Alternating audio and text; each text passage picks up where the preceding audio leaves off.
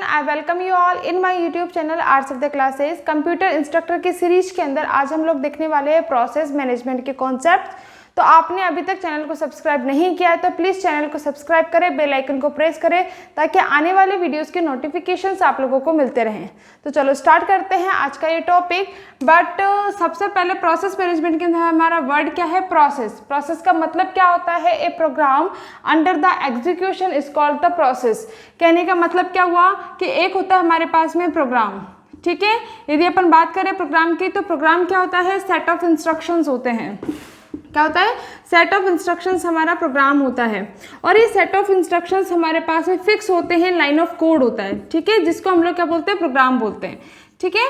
और जब इस प्रोग्राम का एग्जीक्यूशन चल रहा होता है उस एग्जीक्यूशन के स्टेट के अंदर अपन इसी प्रोग्राम को क्या बोल देते हैं? प्रोसेस बोलते हैं, ठीक है। कहने का मतलब क्या हुआ? सपोज टू बी यहाँ पे हमारे पास में क्या है? मेन मेमोरी है, ठीक है। यहाँ पे कोई भी प्रोग्राम P1 रखा हुआ है तो जब तक ये मेन मेमोरी के अंदर पर्टिकुलर स्पेस इसने एलोकेट किया हुआ इसमें यहाँ पे अवेलेबल है, उस केस में अपन इस चीज़ को क्या बोलेंगे? हम लोग इसको बोलेंगे प्रोग्राम, क्योंकि ये ऑटोमेटिकली अपना एग्जीक्यूशन नहीं कर पाता, ये आइडली यहाँ पे रखा हुआ रहेगा, ठीक है। कब इसका एग्जीक्यूशन स्टार्ट होगा? जब मेन मेमोरी से सीपीयू के अंदर इस वाले प्रोसेस को, इस प्रोग्राम को लोड किया जाएगा और सीपीयू उसको एग्जीक्यूट करेगा, ठीक है। इसके अंदर जो भी इसका एएलयू ऑपरेशन है वो करेगा, कोई अदर कंप्यूटेशन है वो इसमें ऑपरेशंस परफॉर्म होगा, उस ड्यूरिंग ये जो प्रोग्राम है वो क्या हो गई? हमारा प्रोसेस में कन्वर्ट हो जाएगा। तो हम लोग क्या बोल सकते हैं? प्रोग्राम जो कि एग्जीक्यूशन में चल रहा है उसको हम लोग क्या बोलेंगे? प्रोसेस बोलेंगे, ठीक है।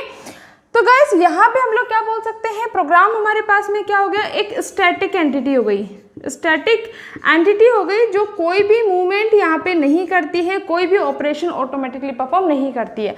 बट यदि अपन बात करें प्रोसेस की तो प्रोसेस हमारे पास में क्या हो गई? डायनामिक एंटिटी हो गई। क्या हो गई? डायनामिक एंटिटी हो गई, जो बाय द टाइम जो इसका स्टेट होता है वो चेंज होता रहता है टाइम के साथ में, कि इसमें अलग अलग स्टेट हायरार्किकल फॉर्मेट के अंदर इसका एग्जीक्यूशन परफॉर्म होता है, ठीक है। तो अब हम लोग देखते हैं कि जब प्रोसेस एग्जीक्यूट होती है कौन कौन से स्टेट्स को वो फॉलो करती है, किस तरीके से उनका एग्जीक्यूशन 1 बाय 1 होता है। तो सबसे पहली चीज, जब प्रोसेस को या किसी प्रोग्राम को सिस्टम में अवेलेबल करवाया जाता है, ठीक है, तो हम लोग क्या बोल सकते हैं? उस सिनेरियो के अंदर हमारे पास में कोई भी जो प्रोग्राम आया है वो क्या हो गया? हमारे पास में न्यू में आ गया, ठीक है। कोई भी न्यू एक स्टेट है, इसके अंदर हमारे पास में सिस्टम के अंदर हमारा प्रोग्राम अवेलेबल हो गया, ठीक है। देन उस प्रोग्राम अवेलेबल होने के बाद में उस प्रोग्राम को हमने कहाँ डाल दिया है? हमने मेन मेमोरी में लोड कर दिया है, क्योंकि हमें पता है कि कोई भी प्रोग्राम जब हमें एग्जीक्यूट करना होता है तो वो कहाँ अवेलेबल होना चाहिए? मेन मेमोरी में अवेलेबल होना चाहिए, क्योंकि ओनली मेन मेमोरी से ही हमारे सीपीयू में डायरेक्टली हम लोग एग्जीक्यूशन के लिए भेज सकते हैं, ठीक है। तो जब ये मेन मेमोरी में आएगा तो उस केस के अंदर कहाँ अवेलेबल होता है? यहाँ पे एक रेडी क्यू बनी हुई होती है और इस रेडी क्यू के अंदर हमारे पास में प्रोसेस को डाल दिया जाता है, ठीक है। देन उसके बाद में हमारे पास में रेडी क्यू के अंदर प्रोसेस आ गई, मतलब प्रोग्राम आ गया। देन उसके बाद में यहाँ पे क्या होता है? यहाँ पे रनिंग में भेज दिया जाता है। रनिंग का मतलब क्या हुआ कि यहाँ से रेडी क्यू से हमारे पास में प्रोग्राम को उठा करके कहाँ डाल दिया? सीपीयू के अंदर डाल दिया है, जहाँ पे इसका करंट एग्जीक्यूशन चल रहा है, ठीक है। तो यहाँ पे सीपीयू इसको एग्जीक्यूट कर रहा होता है और यहाँ से यहाँ पर उठा करके डालने का काम किसका होता है? शेड्यूलर्स का होता है। तो यहाँ पे जो शेड्यूलर हैं वो डिस्पैच करते हैं हमारे प्रोग्राम्स को रेडी क्यू से रनिंग स्टेट के अंदर, ठीक है। तो यहाँ पे आ गया शेड्यूलर डिस्पैच, ठीक है। अब सपोज टू बी प्रोग्राम का एग्जीक्यूशन चल रहा है, उसी ड्यूरिंग क्या हुआ कि उसका जो टाइम टेन्योर था, कि जैसे हम लोगों ने देखा कि जब processes multi programming time sharing operating system हम लोग देखते हैं तो वहाँ पे क्या होता है? हर एक प्रोसेस को हो सकता है 1 माइक्रो सेकेंड यहाँ पे मिला हुआ हो, ठीक है। तो उस केस में हो सकता है जब ये रनिंग चल रहा हो तो उसका 1 माइक्रो सेकेंड का ऑपरेशन कंप्लीट हो चुका हो। देन उस केस में क्या होगा? ये प्रोसेस क्या होगी? इंटरप्ट हो जाएगा और वापस से रेडी क्यू में आ जाएगी, ठीक है। कैसे आ जाएगी? जैसे suppose to be ready queue में हमारे पास में मल्टीपल प्रोसेसेस एग्जीक्यूशन के लिए अवेलेबल है। P1 प्रोसेस है, P2 प्रोसेस है, P3 प्रोसेस है और एक स्पेस यहाँ पे एम्प्टी है, ठीक है। अब यहाँ से P1 को उठा करके हमने कहाँ डाल दिया था? यहाँ पे रनिंग स्टेट में डाल दिया था, ठीक है। तो P1 इसका एग्जीक्यूशन कर रही थी, बट जैसे ही P1 का 1 माइक्रो सेकेंड का ऑपरेशन कंप्लीट हुआ उसके बाद में क्या हो गया कि वापस से हमारे पास में एक इंटरप्ट जनरेट हो गया और इंटरप्ट ये बोल रहा है कि आपका जो टाइम स्लाइस था वो कंप्लीट हो चुका है, ठीक है, उस केस में वापस उठा करके कहाँ डाल देगा, रेडी क्यू में। कहाँ डाल देगा, क्योंकि नेक्स्ट टर्न तो किसका है, P2 का है।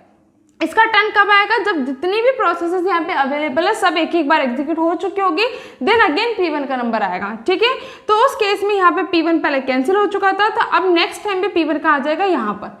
जब P2 और P3 एग्जीक्यूट हो चुकी होगी, देन अगेन P1 का नंबर यहाँ पे आएगा। तो इस तरीके से यहाँ पे प्रोसेसेस का एग्जीक्यूशन होता है।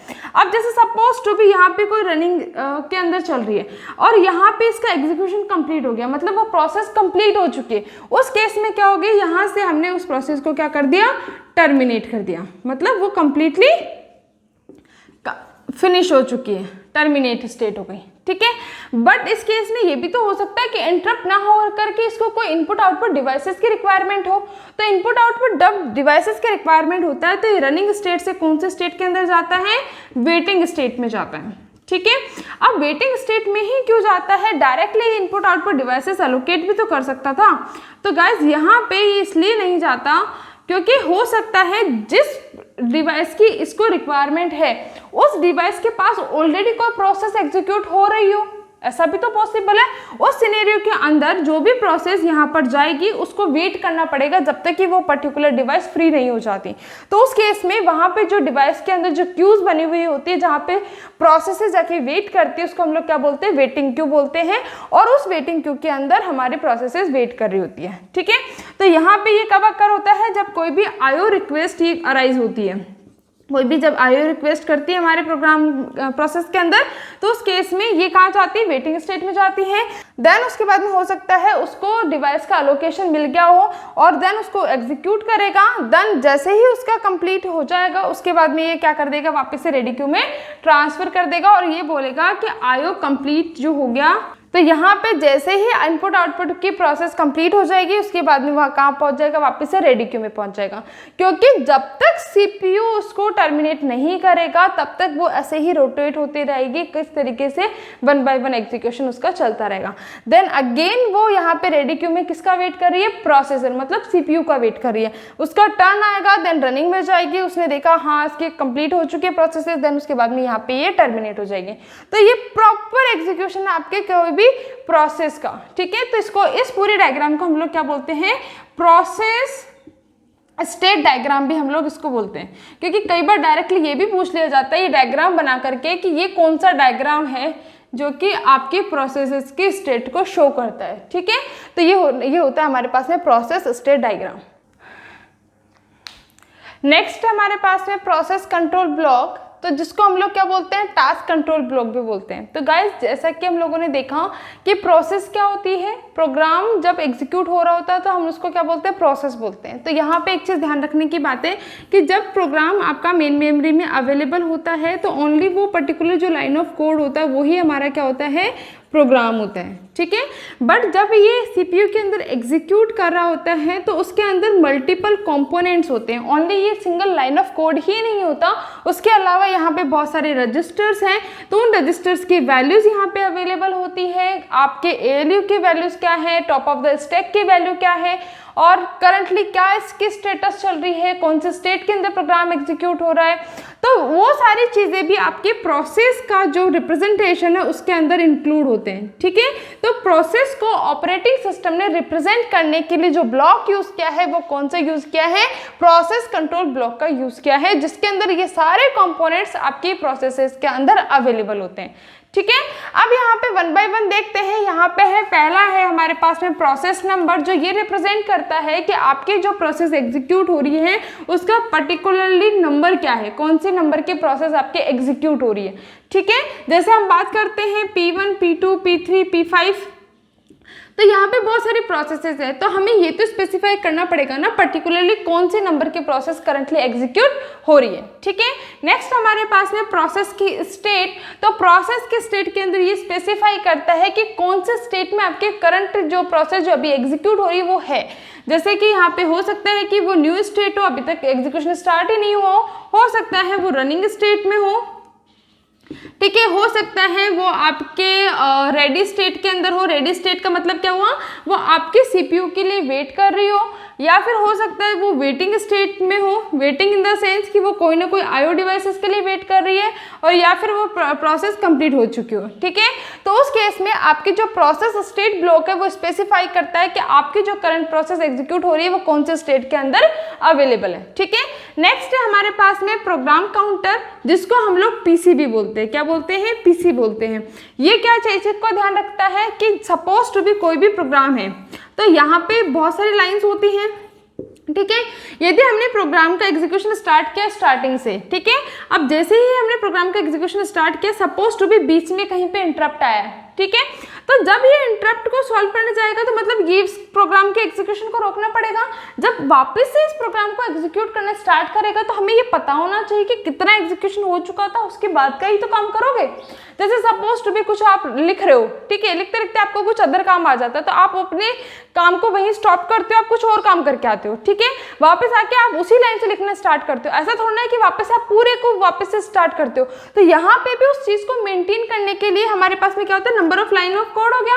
अब यहाँ पे जितनी लाइन ऑफ इंस्ट्रक्शंस हो चुके वो तो खत्म हो गए, तो नेक्स्ट इंस्ट्रक्शन कौन सा एग्जीक्यूट होने वाला है उस चीज का मैनेजमेंट कौन करता है, प्रोग्राम काउंटर करता है। मतलब ये उस इंस्ट्रक्शन के एड्रेस को होल्ड करके रखता है जिसको नेक्स्ट टाइम एग्जीक्यूट करना है। ठीक है, जैसे सपोज टू बी यहाँ पे 10 इंस्ट्रक्शंस एग्जीक्यूट हो चुके हैं, तो 11th का जो इंस्ट्रक्शन का जो एड्रेस है वो किस में होगा, आपके प्रोग्राम काउंटर के अंदर अवेलेबल होगा, जो आपके एग्जीक्यूशन को बताएगा कि नेक्स्ट इंस्ट्रक्शन आपको 11th वाला एग्जीक्यूट करना है। और यदि 11th को वो एग्जीक्यूट कर रहा होता है, मतलब सपोज टू बी 11th को वो एग्जीक्यूट करना स्टार्ट कर चुका है, उस केस में यहाँ पे वो चेंज होकर के नेक्स्ट इंस्ट्रक्शन 12 की जो इंस्ट्रक्शन है उसके एड्रेस को वो होल्ड करेगा। ठीक है, इस तरीके से आपके प्रोग्राम काउंटर की वैल्यूज चेंज होती है। जब हम लोग कंप्यूटर ऑर्गेनाइजेशन पढ़ेंगे तो हमें समझ में आएगा कि जब हमारे इंस्ट्रक्शन को जब अपन फैच करते हैं, जैसे हमने फैच किया, एग्जीक्यूशन स्टार्ट किया, उसी ड्यूरिंग पैरेलली उसी टाइम पे आपके प्रोग्राम काउंटर की वैल्यू नेक्स्ट इंस्ट्रक्शन के एड्रेस के साथ में अपडेट हो जाती है। ठीक है, तो इस तरीके से ये वर्क करता है। नेक्स्ट हमारे पास में रजिस्टर्स। अब जैसे सीपीयू है तो सीपीयू के अंदर बहुत सारे रजिस्टर्स हैं, और नंबर ऑफ रजिस्टर्स किस पे डिपेंड करते हैं, कंप्यूटर के आर्किटेक्चर पे डिपेंड करते हैं कि अलग अलग आर्किटेक्चर में अलग अलग नंबर ऑफ रजिस्टर्स अवेलेबल होते हैं। जनरली अपन बात करें तो कौन कौन से रजिस्टर्स हम यहाँ पे जनरली यूज करते हैं। पहला एसेंशियल जो रजिस्टर है वो होता है हमारे पास में एक्यूमुलेटर। और ये जो एक्यूमुलेटर है इसके लिए हम क्या बोल सकते हैं कि जो भी हमारा आउटपुट, जो भी रिजल्ट जनरेट होता है, जो सबसे पहले कहाँ होल्ड होता है, एक्यूमुलेटर के अंदर होल्ड होता है। जैसे सपोज टू भी यहाँ पे कोई इंस्ट्रक्शन है ऐड R1, ठीक है, इस तरीके का कोई इंस्ट्रक्शन है, तो ये इंस्ट्रक्शन हमें क्या शो कर रहा है कि बाय डिफॉल्ट जो आपका रजिस्टर है एक्यूमुलेटर, तो AC की वैल्यू को उठाओ और AC की वैल्यू के अंदर R1 वैल्यू को ऐड करो, वापस से एक्यूमुलेटर में डाल दो। ये इस इंस्ट्रक्शन का मतलब है। तो हम लोग क्या बोल सकते हैं, बाय डिफॉल्ट जहाँ पे रिजल्ट स्टोर होता है वो कौन से में होता है, एक्यूमुलेटर में। तो वो एक रजिस्टर हो गया। हमारे पास में और भी रजिस्टर से टॉप ऑफ द स्टैक की वैल्यू हो गई, हमारे पास में इंडेक्स रजिस्टर्स हो गए। ठीक है, उस पर्टिकुलर प्रोसेस का, तो यहाँ पे इंडेक्स रजिस्टर हो गया। ये सारे रजिस्टर्स जो होते हैं उनकी वैल्यू भी आपके प्रोसेस के अंदर मेंटेन होती है, तभी तो हमें पता लगेगा कि पर्टिकुलर जब हम प्रोसेस को जब रोकना चाह रहे हैं, ठीक है, जब अपन रोकना चाह रहे हैं तो हमें पता होना चाहिए कि सारे रजिस्टर की करंट वैल्यूज क्या थी, तभी तो जब नेक्स्ट टाइम पे मैं वापस से प्रोसेस का एग्जीक्यूशन स्टार्ट करूंगी तो मैं उसी स्टेट से अपने प्रोसेस को वापस से रिज्यूम कर पाऊंगी, वापस से मुझे बैक जाकर के सारे एग्जीक्यूशन को दोबारा नहीं करना पड़ेगा। ठीक है, तो सबसे पहले क्या होगा, जब मैं सपोज टू बी मेरी कोई प्रोसेस का एग्जीक्यूशन चल रहा था, ये मेरी प्रोसेस है, इसका एग्जीक्यूशन मेरा चल रहा है, ठीक है, P1 मेरी प्रोसेस है। अब मैंने यहाँ पे अपने प्रोसेस को यहाँ पे होल्ड कर दिया है, ठीक है, प्रोसेस का एग्जीक्यूशन नहीं चल रहा है। अब उस केस में क्या होगा, मुझे यहाँ पे जितनी भी यहाँ तक का जो डेटा था उसको सीपीयू के अंदर था, सारे रजिस्टर्स की वैल्यू हो गए, सारे स्टॉप ऑफ द इसके स्टैक की वैल्यू, एक्यूमुलेटर की वैल्यूज हो गई, इंडेक्स रजिस्टर्स की वैल्यूज हो गई, हमारे पास में प्रोग्राम काउंटर की वैल्यू हो गई, प्रोसेस का नंबर हो गया, प्रोसेस की स्टेट होगी, उन सारी चीजों को मेंटेन करना पड़ेगा प्रोसेस कंट्रोल ब्लॉक के अंदर। ठीक है, उसके बाद में यदि कोई दूसरी प्रोसेस यहाँ पे एग्जीक्यूट होती है और मैं दूसरे प्रोसेस के एग्जीक्यूशन के लिए चली जाती हूँ, और यहाँ पे मैंने कौन सी प्रोसेस स्टार्ट कर दी, P2 मैंने का एग्जीक्यूशन में यहाँ पे करने लगी। ठीक है। जब मेरी P2 कंप्लीट हो जाएगी, क्योंकि P2 की प्रायोरिटी ज़्यादा थी, मुझे वो बीच में करनी पड़ी। अब जैसे ही मेरी P2 की प्रोसेस कंप्लीट हो जाएगी, मैं वापस से P1 के प्रोसेस को लोड करूंगी, तो मुझे पता कैसे चलेगा कि P1 का कितना काम हो चुका है? वो हमारे प्रोसेस कंट्रोल ब्लॉक से हमें पता लगेगा कि इतना काम इसका हो चुका था। वापस से इन सारी चीज़ों को वो वापस से क्या कर देगा, और वो सारे रजिस्टर वापस से मेंटेन हो जाएंगे और वो अपने प्रोसेस को एग्जीक्यूशन को रिज्यूम करेगा। तो इस तरीके से आपका प्रोसेस कंट्रोल ब्लॉक वर्क करता है। तो नेक्स्ट हमारे पास में मेमोरी लिमिट, और इस मेमोरी लिमिट में क्या होता है कि जो भी प्रोसेसेस एग्जीक्यूट हो रही है तो उनके कॉरस्पॉन्डिंग जो सेगमेंट टेबल है उसकी वैल्यूज़ क्या हैं, पेज टेबल की वैल्यूज़ यहाँ पे क्या हैं, ये सारी चीज़ें हम लोग बाय द टाइम पढ़ेंगे। तो यहाँ पे हमारे पास में पेज टेबल बनती है, उसकी वैल्यूज़ क्या हैं पर्टिकुलर प्रोसेस के लिए, बेस रजिस्टर्स की वैल्यूज़ क्या हैं, ठीक है, और यहाँ पे लिमिट रजिस्टर्स की वैल्यूज़ क्या हैं। ये सारी चीज़ें आपकी मेमोरी लिमिट के अंदर यहाँ पे स्टोर की जाती हैं। जैसे सपोज टू बी यहाँ पे हम लोग बात कर रहे हैं किसी भी पर्टिकुलर प्रोग्राम की, ठीक है, ये हमारी हो गई मेन मेमोरी, और यहाँ पे प्रोग्राम है P1, P2, P3, ठीक है। अब इस प्रोग्राम का जो फर्स्ट इंस्ट्रक्शन है, ठीक है, उसका जो एड्रेस है वो क्या हो गया, हमारे उस प्रोसेस का बेस एड्रेस हो गया, ठीक है। उस बेस एड्रेस को कहाँ होल्ड किया जाता है, बेस रजिस्टर के अंदर। तो हमें इस बेस के अंदर हमारी जो वैल्यू है उसको हमें होल्ड करके रखना पड़ेगा, क्योंकि जब वापस से हम लोग इसको एग्जीक्यूट करने आएंगे तो हमें पता होना चाहिए इसके इंस्ट्रक्शन कहाँ से स्टार्ट हुए थे, और जो इसकी लिमिट है, जैसे सपोज टू बी ये 0 से 400 तक है, तो इसकी जो लिमिट है वो कहाँ तक की है, 400 तक की लिमिट है, मतलब 399 तक के इंस्ट्रक्शंस में इस पर्टिकुलर प्रोसेस के अंदर एग्जीक्यूट कर सकती हूँ। तो मैं 399 तक की वैल्यूज ही इस प्रोसेस के रिगार्डिंग एक्सेस कर सकती हूँ। अदर नेक्स्ट जो वैल्यूज है वो मेरी वो एक्सेसिबल नहीं होनी चाहिए। तो इस चीज़ को मेंटेन करने के लिए हमारे पास में लिमिट रजिस्टर है, मतलब अपन उसके लिमिट को कॉन्सेंट्रेट कर रहे हैं कि पर्टिकुलर उस लिमिट का डेटा ही अपन पर्टिकुलर प्रोसेस के लिए निकाल सकते हैं, अदर चीज़ों को हम लोग वहाँ पे एक्सेस नहीं कर सकते हैं, ठीक है। तो नेक्स्ट हमारे पास में list of open files and the resources. तो गाइज यहाँ पे ओपन फाइल्स एंड रिसोर्सेज का मतलब ये हुआ कि जैसे सपोज टू भी कोई भी प्रोसेस आपकी एग्जीक्यूट हो रही है, तो हो सकता है वो करंट सिनेरियो के अंदर कोई पर्टिकुलर फाइल का यूज कर रही हो, कोई सी पर्टिकुलर इनपुट आउटपुट डिवाइसेस का यूज कर रही हो, तो उसकी लिस्टिंग भी हमें ध्यान रखनी पड़ेगी कि नेक्स्ट टाइम पे जब मैं इस प्रोसेस का एग्जीक्यूशन करूंगा तो हमें कौन सी प्रोसेसेस की रिक्वायरमेंट, मतलब कौन से रिसोर्सेज की हमें रिक्वायरमेंट होगी। जब वो रिसोर्सेज अवेलेबल होंगे तभी इस प्रोसेस का एग्जीक्यूशन किया जा सकता है, ठीक है। तो उन सब चीजों को भी मेंटेन किया जा सकता है, कौन सी फाइल ओपन है, कौन से रिसोर्सेज यूज हो रहे हैं, तो यहाँ पे ये सब चीज़ों को ध्यान रखा जाता है, ठीक है। ये होता है हमारा प्रोसेस कंट्रोल ब्लॉक, जिसको हम लोग टास्क कंट्रोल ब्लॉक भी बोलते हैं, ठीक है। तो गाइस अभी तक हमने देखा कि ऑपरेटिंग सिस्टम प्रोसेसेस को रिप्रेजेंट किस तरीके से करता है प्रोसेस कंट्रोल ब्लॉक्स के थ्रू। अब नेक्स्ट हम लोग देखते हैं कि प्रोसेसेस की शेड्यूलिंग कैसे होती है। तो प्रोसेसिंग शेड्यूलिंग, सबसे पहले चीज़, ये काम किसका होता है, हम लोग बोल सकते हैं ये काम होता है प्रोसेस शेड्यूलिंग का प्रोसेस मैनेजर का और क्या बोला जा सकता है, प्रोसेस शेड्यूलर्स का, ठीक है, प्रोसेस शेड्यूलर्स का। अब इनका काम क्या होता है, बेसिकली शेड्यूलिंग के वर्ड से हमें क्या समझ में आ रहा है कि हमें किसी चीज़ के सीक्वेंस को आइडेंटिफाई करना है कि किस सीक्वेंस के अंदर हमारे प्रोसेसेस का एग्जीक्यूशन होना है, ठीक है। जैसे सपोज टू भी हमने पहले वाले डायग्राम में देखा, जैसे सपोज टू भी यहाँ पे कोई रेडी क्यू है, ठीक है। अब इस रेडी क्यू से हमारी जो प्रोसेसेस है वो कहाँ लोड की जाती है, आपके रनिंग स्टेट सीपीयू के अंदर लोड की जाती है, ठीक है। तो कौन सी प्रोसेस को सबसे पहले लोड किया जाना है, कौन सी सीक्वेंस में लोड किया जाना है, वो सब काम किसका होता है, प्रोसेस शेड्यूलिंग का होता है, ठीक है। अब यहाँ पे प्रोसेसेस को चूज करना है और यहाँ पे सीपीयू के अंदर लोड करना है, ये काम होता है आपके प्रोसेस शेड्यूलिंग के अंदर। और दूसरी चीज़, जब आपका सीपीयू उसका टाइम कंप्लीट हो चुका हो एग्जीक्यूशन का, या फिर कोई इंटरप्ट अकर हुआ हो, तो वापस से इस प्रोसेस की एग्जीक्यूशन को स्टॉप करना एंड वापस इसको यहाँ पर लोड करना, ठीक है। देन अगेन नेक्स्ट प्रोसेस को चूज करना और नेक्स्ट प्रोसेस को यहाँ पर लोड करना, ताकि इसका नेक्स्ट प्रोसेस का एग्जीक्यूशन स्टार्ट हो सके। ये सारा काम किसका होता है, प्रोसेस शेड्यूलिंग के अंदर होता है, ठीक है। अब यहाँ पे हमारे पास में वैरायटी ऑफ स्ट्रैटेजीज अवेलेबल होती है किसी भी प्रोसेस को चूज करने के लिए। वो हम लोग नेक्स्ट वीडियो में देखने वाले हैं कि किस तरीके से यहाँ से किसी पर्टिकुलर प्रोसेस को चूज किया जाता है, कौन कौन से स्ट्रैटेजीज यहाँ पे अवेलेबल है। ठीक है, तो अभी हम लोग देखते हैं कि प्रोसेसिंग शेड्यूलिंग किस तरीके से होती है और कौन कौन सी क्यूज के अंदर प्रोसेस शेड्यूलिंग की जाती है। ठीक है, तो नेक्स्ट हमारे पास में प्रोसेस शेड्यूलिंग क्यूज। तो यहाँ पे हम लोग देखते हैं कि सबसे पहली चीज तो हम लोगों ने देखी कि यहाँ पे हमारे पास में रेडी क्यू होती है। ठीक है, और रेडी क्यू से सीपीयू के अंदर प्रोसेसेस को लोड किया जाता है। जैसे हम लोग ये बोल सकते हैं कि हमारे पास में क्या है, रेडी क्यू है, और ये रेडी क्यू कहाँ बनी हुई है, हमारे पास में मेन मेमोरी में बनी हुई है। ये अपनी प्रोसेसेस को कहाँ लोड करता है, सीपीयू के अंदर लोड करता है। ठीक है, यदि सीपीयू में इसका एग्जीक्यूशन कंप्लीट हो चुका होता है तो ये प्रोसेस क्या हो जाती है, टर्मिनेट हो जाती है। बट यदि सीपीयू के अंदर प्रोसेस का एग्जीक्यूशन कंप्लीट नहीं हुआ है, अभी इसको आईओ रिक्वेस्ट की रिक्वायरमेंट है, तो यहाँ पे क्या होता है, आईओ रिक्वेस्ट जनरेट होती है और आईओ का ऑपरेशंस यहाँ पे चल रहा होता है। ठीक है, जब इसका इनपुट आउटपुट का ऑपरेशन कंप्लीट हो जाता है तो उस केस के अंदर यहाँ पे क्या हो जाता है, ये वापस से जाकर के रेडी क्यू में अपनी प्रोसेस को डाल देता है। ठीक है, ताकि नेक्स्ट टाइम वापस से इसका टर्न आ जाए और वापस से इसका एग्जीक्यूशन कंप्लीट हो। यहाँ पे क्या होता है, जब आईओ रिक्वेस्ट होती है तो यहाँ पे इनपुट आउटपुट की क्यू बनती है। क्या बनती है, क्यू बनती है, क्योंकि यहाँ पे भी हो सकता है उस पर्टिकुलर डिवाइस के पास में भी मल्टीपल प्रोसेसेस वेट कर रही हो उसके एग्जीक्यूशन के लिए। ठीक है, तो यहाँ पे आईओ क्यू के अंदर चली जाती है। देन उस आईओ क्यू से यदि उसको अलॉट हो जाता है पर्टिकुलर डिवाइस तो यहाँ पे एग्जीक्यूशन होता है।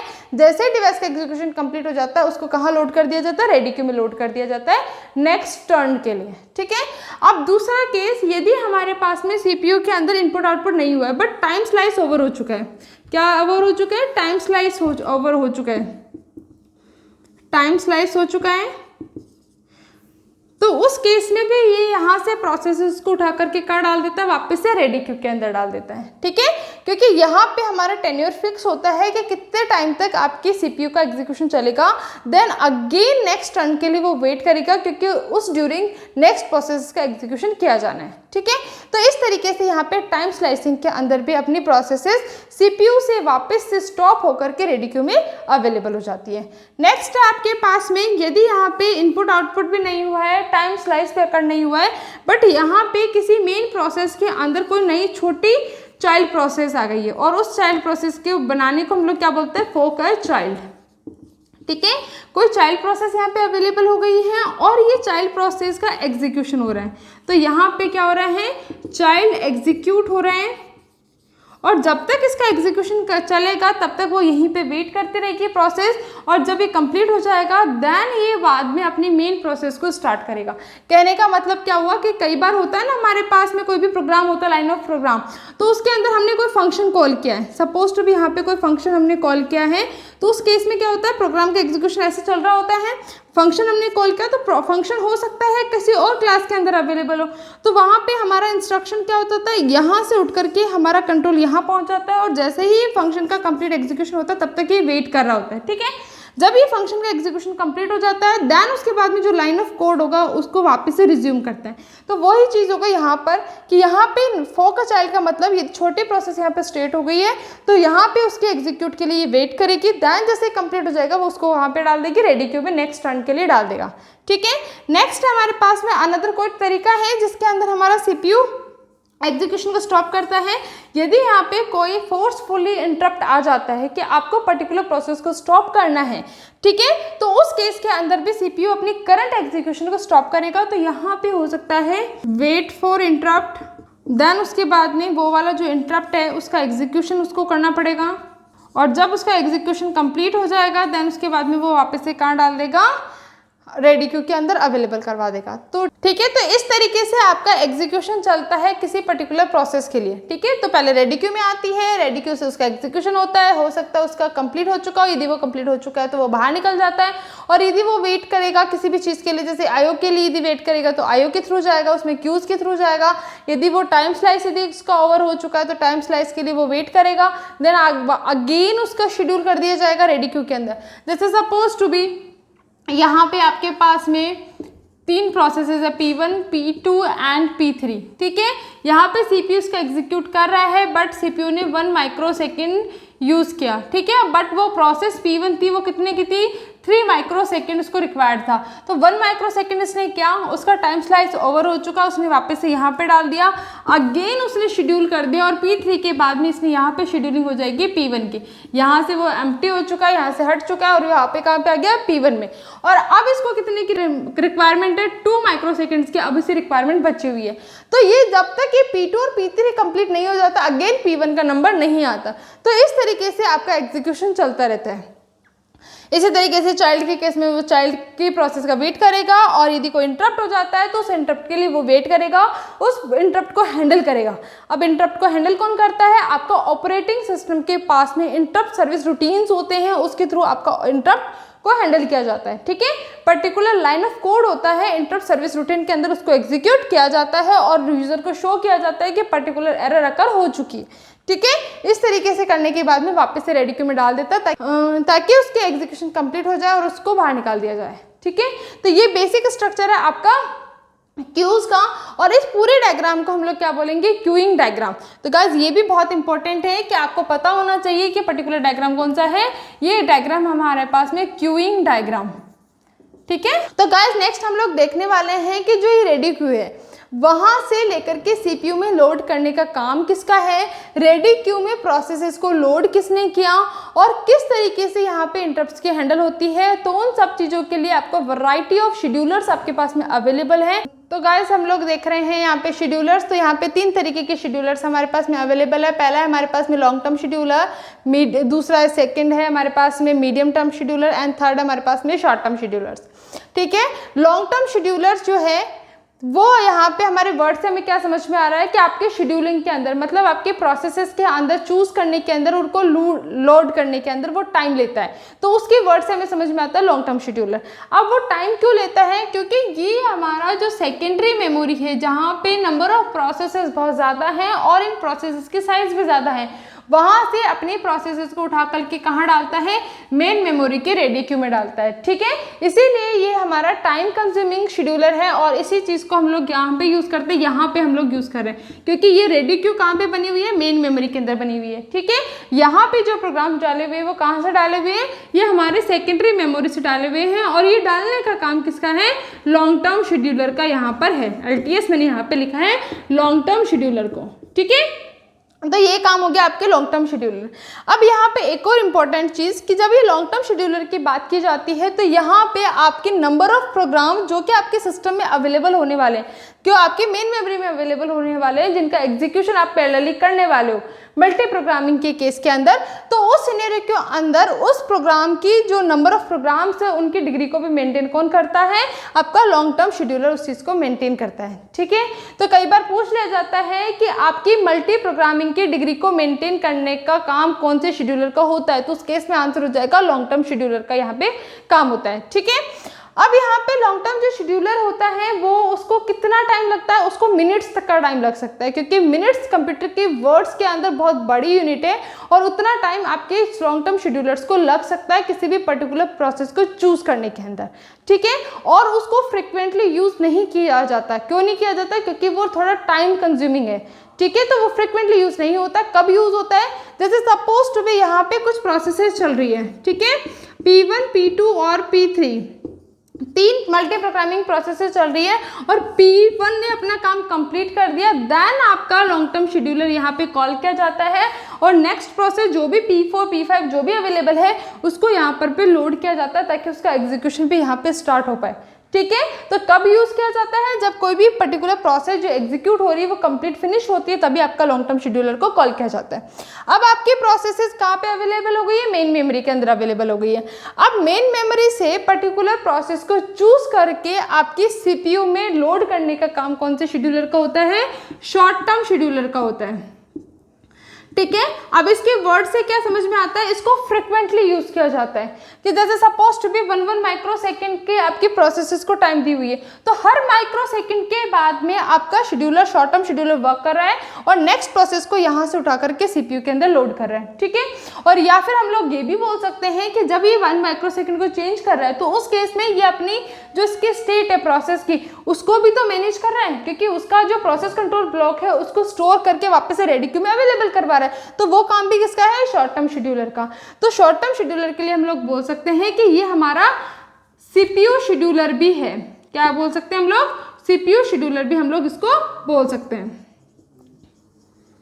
ठीक है, तो गाइस यहाँ पे देखो कि ये हो गया हमारा सीपीयू शेड्यूलर। देन उसके बाद में क्या होता है, जैसे यहाँ पे सीपीयू के अंदर लोड हो गई, प्रोसेस एग्जीक्यूट हो रही है।